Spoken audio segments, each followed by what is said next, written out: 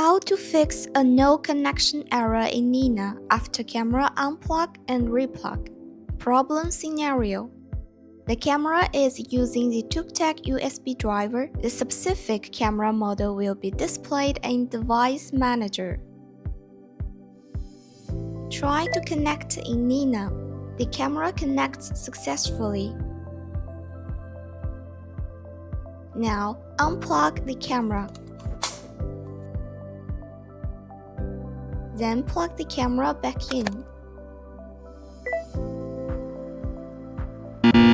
The connection fails with an error in N.I.N.A.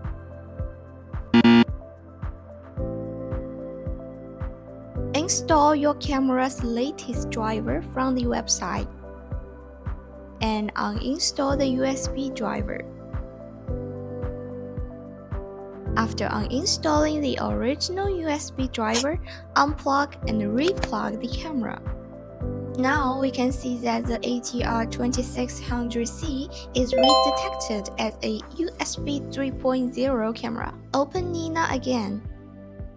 Connect the camera. Camera connected successfully.